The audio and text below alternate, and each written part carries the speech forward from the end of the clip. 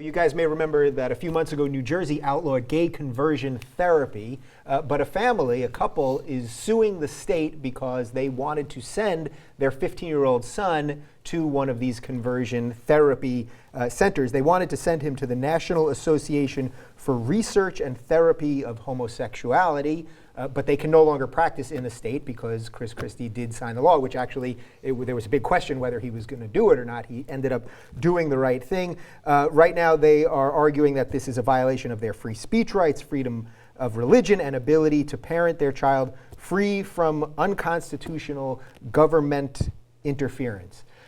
There's so many levels to this that...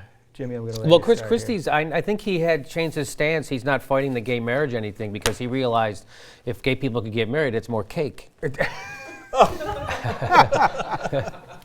not right. I denounce and reject that kind of humor. All right. Now, look, the state of New Jersey is not saying you can't tell your son, hey, you know what, stay straight. That would be a freedom of speech issue, right?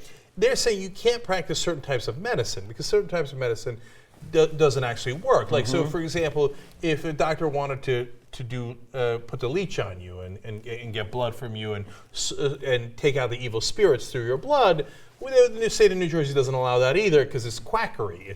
It's not real medicine. Right. So in this case, one way of curing, like I know I overuse the gravity example, but if a doctor thought, like, I can cure you of your cancer, you just step off the building and believe me, there's no gravity, and then by the end, when you'll be fine. Well, we wouldn't let him do that either because it's not true and it's going to kill the guy, right? Yeah. In this case, this is massive psychological abuse to do this kind of nonsense therapy that is totally not proven, not scientific.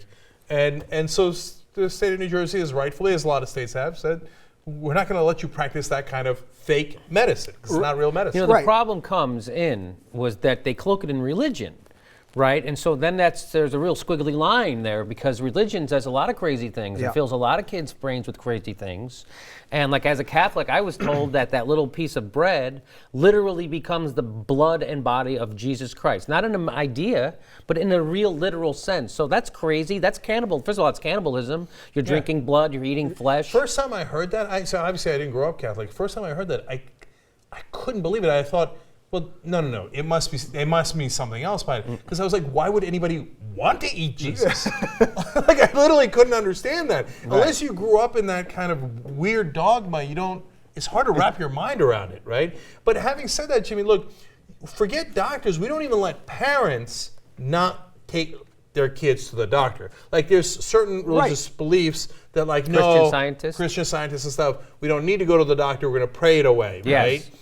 We'll prosecute parents for that, let alone doctors. Imagine you take your kid to a doctor. Doctor says, "Oh, he's got some condition. I'm just going to pray over him." Yeah. Well, that's why. we might arrest the guy. Yeah. Let alone not let him practice. Yeah.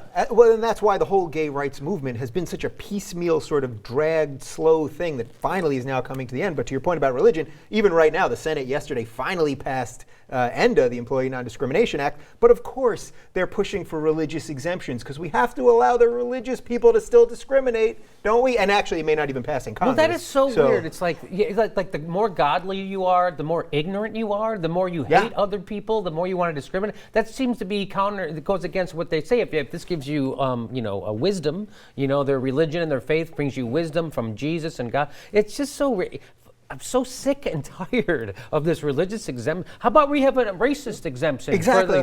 You can't have exemptions for ignorance. Then let's call it what it is. It's backwards ignorance, and that's all it is. I don't care how you cloak it. I mean, David Duke thinks what he's doing is Christian too. Exactly. People justified slavery with the Bible. We all know this stuff. So fuck your Bible and fuck your religion. You don't get to be ignorant and call it religious. So two things on that.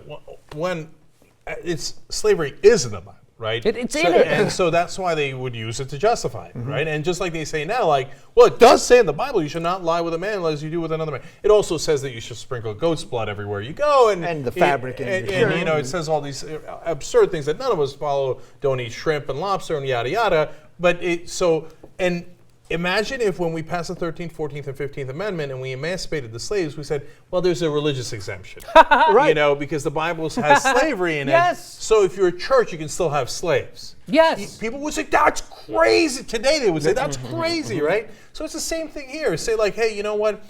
Normal people are not allowed to discriminate against gays. But if you're a church, well, you're still allowed to discriminate against You're gays. a special kind of Right. asshole. If you do it every Sunday with a group of people that think the same thing, then you're good to go. Right, You know? and you know, in this Not just a particular, run-of-the-mill kook. and in Jimmy, in this particular case, you're putting it more harshly than I am, although I've said similar things in the past. But look, when you get into the indoctrination issue, it literally says in the Bible that they do not want you to have wisdom. Because what is the cardinal sin that Adam and Eve did? Oh, They ate knowledge. from the tree of knowledge, knowledge, right?